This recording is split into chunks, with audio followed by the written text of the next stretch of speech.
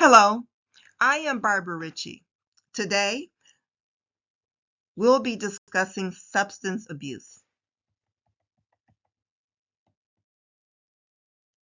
The areas of focus will be on the origin of the substance, the history of abuse, the prevalence and epidemiology in the United States, risk factors, the vulnerable population associated with the substance use, short and long-term side effects of the substance,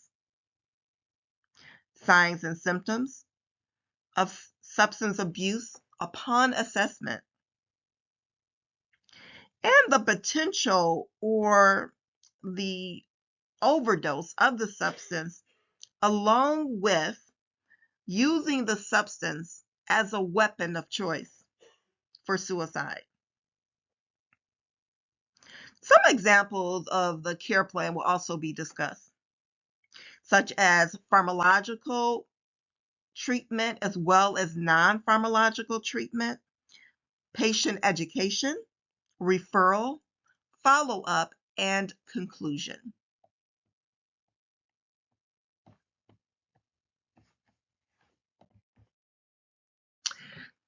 The term narcotics, now commonly referred to as opioids, originates from the Greek word for stupor, due to their holistic role in dulling the senses and providing pain relief. While narcotics was once used broadly to describe a variety of different drugs, today it applies specifically to the opium and its derivatives, as well as the semi-synthetic alternatives. To avoid any confusion, opioids is now the preferred term for these substances. For example, illicit drugs like heroin, as well as prescription medications such as Oxycontin, Vicodin, codeine, morphine, and methadone, as well as fentanyl.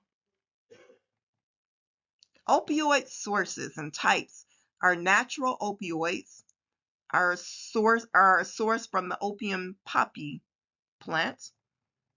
And in contrast, the synthetic opioids like fentanyl and methadone are fully lab created.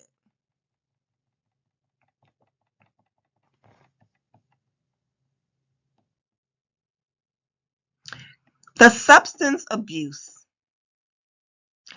The opioid epidemic pertains to the widespread abuse and dependency of opioids, encompassing both the prescription pharmaceuticals as well as the illicit substances produced from the opium poppy seed plant.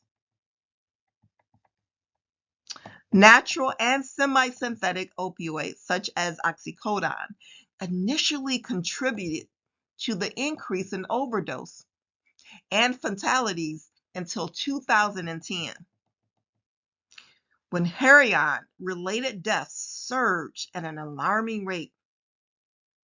Since 2013, the illicit synthetic opioids have primarily influenced these deaths, with stimulants also significantly contributing.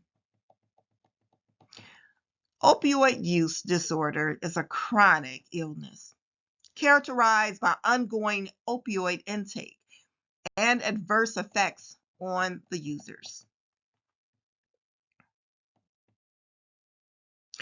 Opioid use disorder impacts about 2.1 million individuals in the United States, leading to an annual mortality rate of approximately 80,000 due to the opioid usage. In reaction to this issue, numerous states have implemented restrictions such as the prescription drug monitoring programs, opioid prescribing guidelines, and prescription limit laws, with the main objective to reduce opioid analgesic exposure and averting the development of opioid use disorder. Nonetheless, illegal provisions and inconsistent outcomes from these interventions still pursue. The stigma associated with mental illness and substance use can hinder the older adults from pursuing treatment for mental or substance use disorders. Older adults may encounter barriers such as assessing behavioral health treatments due to factors of the cost of care, transportation issues, and difficulties in navigating the healthcare system.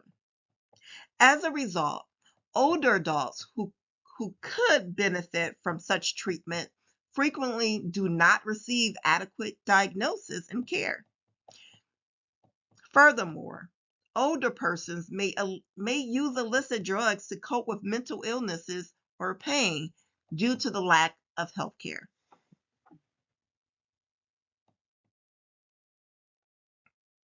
Signs and symptoms of abuse upon assessment is essential. Most screening methods designed for the general population pose significant considerations when applied to older adults.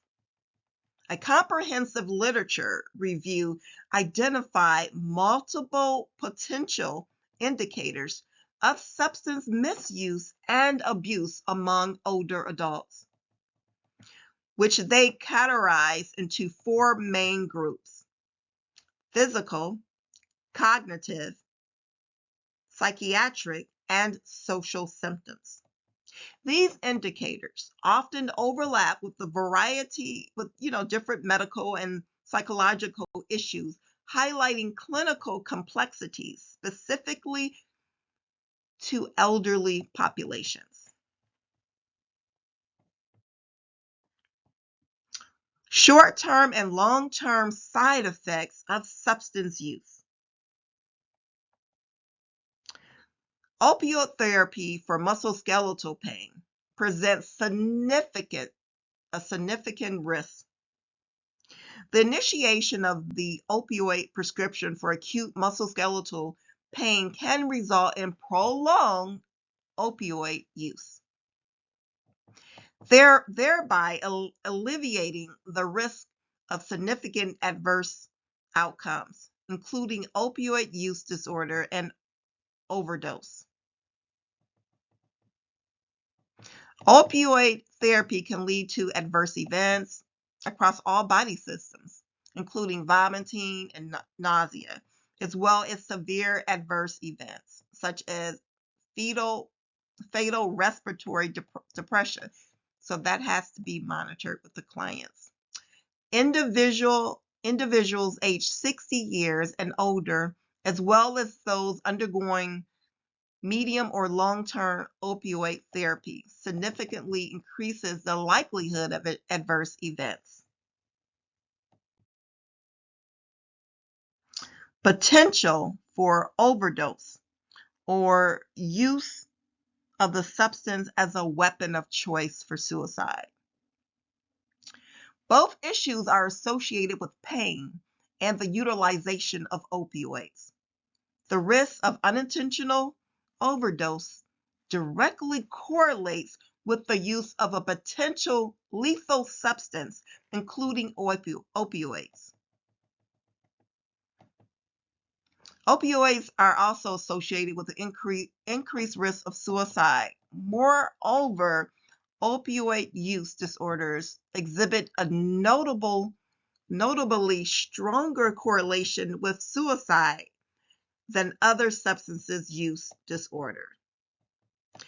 In a total of 40,000 of suicide and overdose fatalities in 2017 were associated with opioids, with a significant number likely having unreported opioid involvement.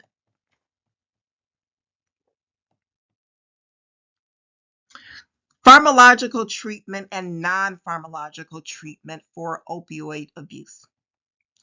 Research has shown that cognitive behavioral therapy, CPT, can effectively aid in the cessation of benzoids in both short and long-term randomized controlled trials, have significantly higher discontinuation rate among patients who combine CPT with gradual tapering compared to those who undergo gradual tapering alone.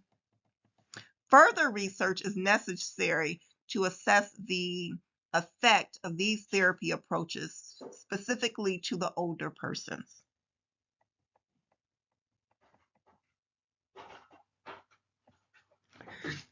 Some pharmacological treatment would include methadone,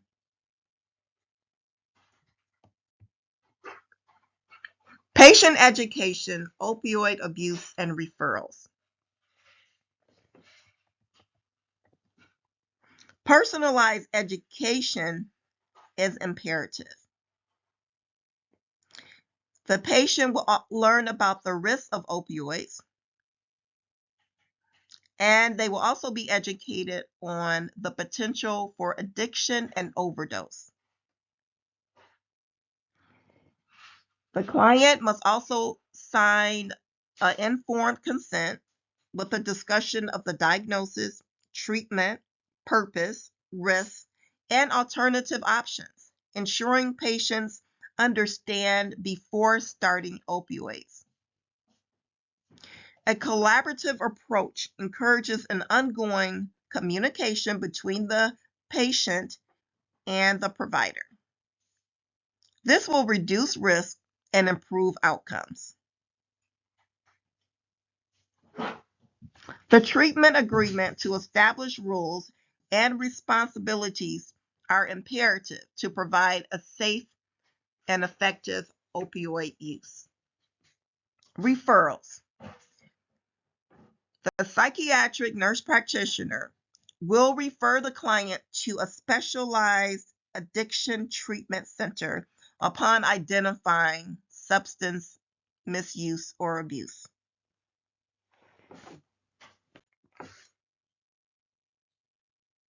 Follow-up.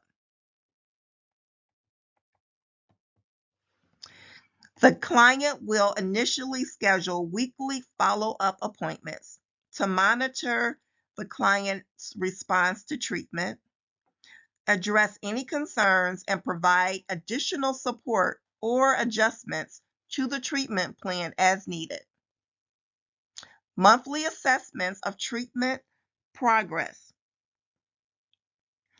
Transition to monthly follow-ups to assess treatment effectiveness. Review adherence to both the pharmacological and the non-pharmacological treatments, and adjust interventions as necessary. It depends on how well the client is responding. Regular lab tests, conduct periodic toxicology screening to monitor for substance use, ensuring patient safety and identifying potential relapses early. Support groups and encouragement. Engagement in support groups is also essential. Encourage a client to participate in support groups like Narcotics Anonymous.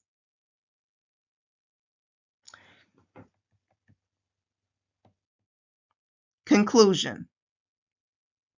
The issue of substance use among the older persons is increasing within the United States. Problematic drinking can have more severe implications for the older person due to their increased susceptibility to alcohol effects. Although cannabis has less stigma and is, limited benefits, older folks should be cautious of its adverse effects. Overprescriptions of opioids and benzoids is prevalent among older persons. Increased use of substances like cocaine and heroin among older persons can lead to severe negative outcomes.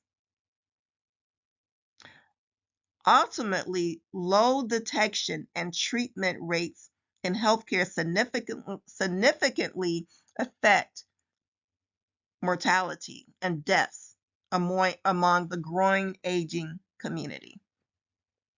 In older persons, screening, diagnosis, and treatment is essential. Thank you for listening, and I hope you guys were able to learn something from this presentation.